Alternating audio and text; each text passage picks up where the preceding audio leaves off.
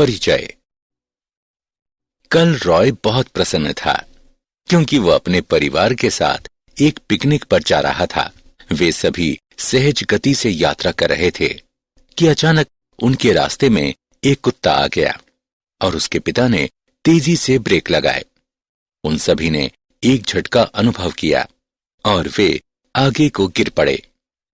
तब रॉय ने अपने पिता से पूछा कि ब्रेक लगाए जाने पर हम सभी आगे की ओर क्यों गिर गए?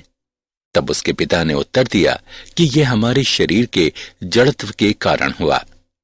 इसका अर्थ है कि कार रुकने के समय शरीर अपने जड़त्व के कारण गतिमान रहा। आइए अब जड़त्व तथा गति के नियमों के बारे में और अधिक सीखें।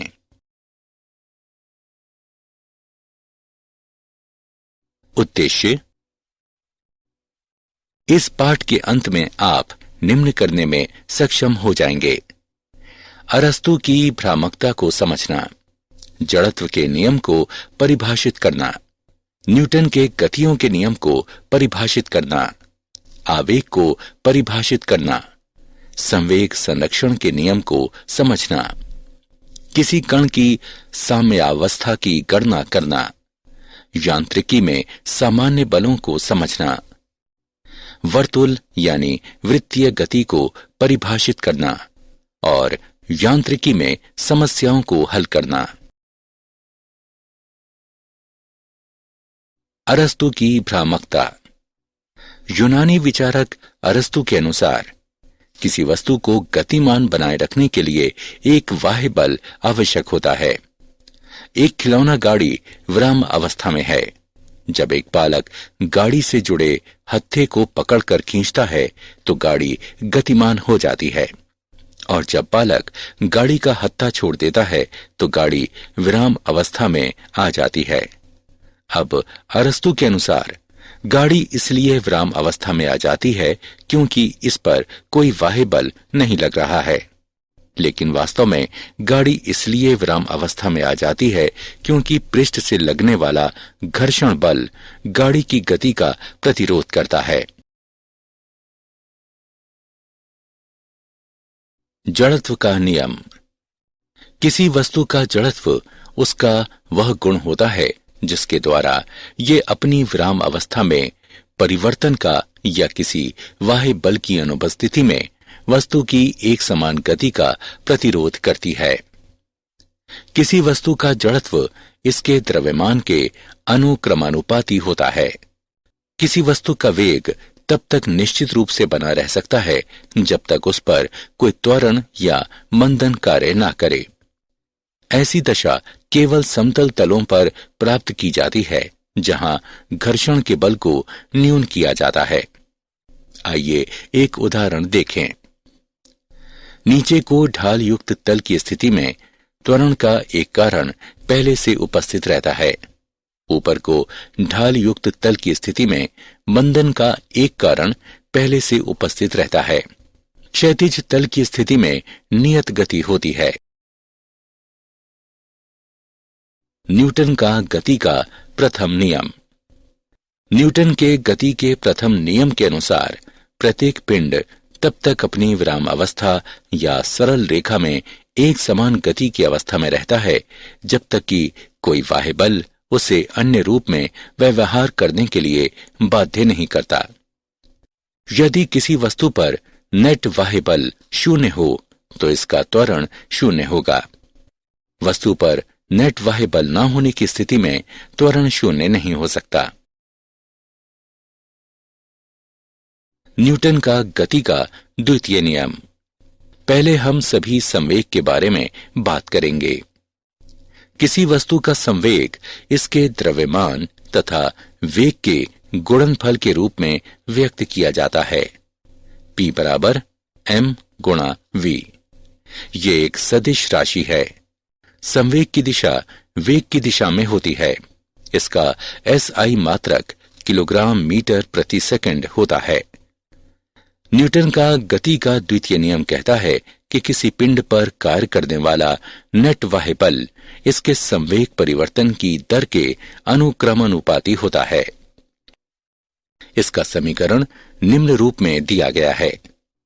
यू मीटर प्रति सेकंड के वेग से आरंभ में गतिमान m द्रव्यमान के एक पिंड पर विचार करें, जिस पर F न्यूटन का बल लगाए जाने पर t समय के बाद इसका वेग v मीटर प्रति सेकंड हो जाता है। तब न्यूटन के द्वितीय नियम के अनुसार F बराबर mv घटा mu बटे t, F बराबर ma, जहां a पिंड में उत्पन्न त्वरण है। अतः पिंड पर कार्य करता नेट बाह्य बल इसके द्रव्यमान तथा इसमें उत्पन्न त्वरण के गुणनफल के बराबर होता है। उदाहरण, आइए न्यूटन के गति के द्वितीय नियम का एक उदाहरण देखें। एक 8 किलोग्राम द्रव्यमान पर कार्य करता नियत बल 25 सेकंडों में इसकी चाल को 2 मीटर प्रति सेकंड से 3.8 मीटर प्रति सेकंड में बदल देता है। यदि पिंड की गति की दिशा अपरिवर्तित रहे तो बल के परिमाण एवं दिशा की गणना करें। आइए इसका हल देखें। दिए गए मान हैं m बराबर 8 किलोग्राम, u बराबर 2 मीटर प्रति सेकंड, v बराबर 3.8 मीटर प्रति सेकंड, t बराबर 25 सेकंड, f बराबर ma बराबर m v घटा u बटे t बराबर 3.8 घटा 2 बटे 25। बल बराबर 0.58 न्यूटन। क्योंकि गति की दिशा में परिवर्तन नहीं हुआ है बल्कि वेग का परिमाण बढ़ा है, इसलिए बल गति की दिशा में ही कार्यरत होगा। आवेग। आवेग को किसी पिंड पर एक अल्प समय काल के लिए कार्य करने वाले बल के प्रभाव के रूप में परिभाषित किया जाता है। आवेग बल तथा समय अंतराल के गुणनफल के बराबर होता है। I बराबर F गुणा T। यदि पिंड का संवेग T समय में P1 से P2 परिवर्तित होता है तो न्यूटन के गति के द्वितीय नियम के अनुसार F बराबर P2 घटा P1 बटे T। आवेग I बराबर P2 घटा P1 बटे T गुणे T। I बराबर P2 घटा P1। I बराबर डेल्टा P। आवेग पिंड के संवेग में परिवर्तन के भी बराबर होता है। यह एक सदिश राशि है तथा इसकी दिशा संवेग में परिवर्तन के समान होती है। न्यूटन का गति का तृतीय नियम। न्यूटन के गति के तृतीय नियम के अनुसार प्रत्येक क्रिया की सदैव समान एवं विपरीत प्रतिक्रिया होती है। क्रिया और प्रतिक्रिया का परिमाण समान होता है, दिशाएं विपरीत होती हैं और वे भिन्न पिंडों पर कार्य करती हैं। पतवार की सहायता से एक नाव खेता व्यक्ति भूमि पर उछलती गेंद न्यूटन की गति के तृतीय नियम के उदाहरण हैं। पिंडों A और B के एक युग्म पर विचार करें, तब FAB बराबर घटा FBA। दोनों पिंडों के बीच अंतर क्रिया में संलग्न दो बलों में से एक क्रिया बल कहा जा सकता है, दूसरे बल को प्रतिक्रिया बल कहा जा सकता है। संवेग का संरक्षण। वियुक्त निकाय। किसी निकाय को वियुक्त कहा जाता है यदि निकाय व परिवेश के बीच द्रव्यमान तथा ऊर्जा का कोई विनिमय नहीं हो। संवेग संरक्षण के अनुसार किसी बाह्य बल की अनुपस्थिति में किसी वियुक्त निकाय का कुल रैखिक संवेग समान या संरक्षित बना रहता है। न्यूटन के गति के द्वितीय नियम के उपयोग द्वारा व्याख्या। जहां कोई बाह्य बल नहीं है, F बराबर 0 तो dP बटे dt बराबर 0। P बराबर स्थिरांक, mv बराबर स्थिरांक, m1v1 बराबर m2v2, न्यूटन के गति के तृतीय नियम के उपयोग द्वारा व्याख्या। M1 तथा M2 द्रव्यमानों के दो कणों से बने एक वियुक्त निकाय पर विचार करें। निकाय का कुल द्रव्यमान है M बराबर M1 जमा M2। माना कि निकाय पर एक बल F प्रयुक्त किया गया है, जिसके कारण M1 और M2 पर क्रमशः F1 और F2 कार्य करते हैं। यदि वियुक्त निकाय पर कार्य करने वाला कोई बाह्य बल नहीं है, F बराबर 0, d बटे dt, P बराबर 0, P बराबर स्थिरांक अतः रैखिक संवेग के संरक्षण का नियम सिद्ध होता है। किसी कण की साम्यावस्था। जब किसी पिंड जिस पर बल कार्य करता है उसकी विरामावस्था या एक समान गति की अवस्था में कोई परिवर्तन नहीं होता है तो वो पिंड साम्यावस्था में कहलाता है। संगामी बल वे बल होते हैं जिनकी क्रिया रेखाएं एक सार्वनिष्ठ बिंदु पर प्रतिच्छेद करती हैं। आकृति में 4 संगामी बल F1, F2, F3 तथा F4 दर्शाए गए हैं, जिनकी क्रिया रेखाएं O पर प्रतिच्छेद करती हैं। साम्यावस्था में कोई पिंड विरामावस्था में भी हो सकता है और नहीं भी हो सकता है।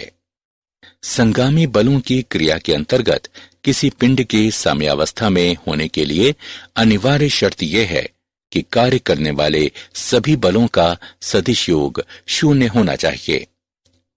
लेमी का नियम। यदि किसी पिंड पर कार्यरत 3 संगामी बल इसे साम्यावस्था में रखते हैं तो प्रत्येक बल अन्य 2 बलों के बीच के कोण की ज्या के समानुपाती होता है। माना कि F1, F2 तथा F3 साम्यावस्था में 3 संगामी बल हैं, तब लेमी के नियम के अनुसार F1 बटे साइन अल्फा बराबर F2 बटे साइन बीटा बराबर F3 बटे साइन गामा। यांत्रिकी में सामान्य बल। यांत्रिकी में हमारा सामना अनेक प्रकार के बलों से होता है।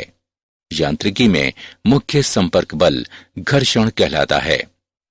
घर्षण, इसे एक विरोधी बल के रूप में परिभाषित किया जाता है जो संपर्क वाले 2 पृष्ठों के बीच तब उत्पन्न होता है जब एक पिंड अन्य पिंड के पृष्ठ पर सरकती या लुढ़कती है या ऐसा करने के लिए प्रवृत्त होती है। ये दोनों पिंडों के संपर्क पृष्ठों पर स्पर्श रेखीय कार्य करता है तथा न्यूटन के गति के तृतीय नियम का पालन करता है। सीमित घर्षण। संपर्क में 2 पिंडों के बीच घर्षण का बल जब एक पिंड अन्य पिंड के पृष्ठ पर सरकना शुरू करने की स्थिति में होता है। स्थैतिक घर्षण।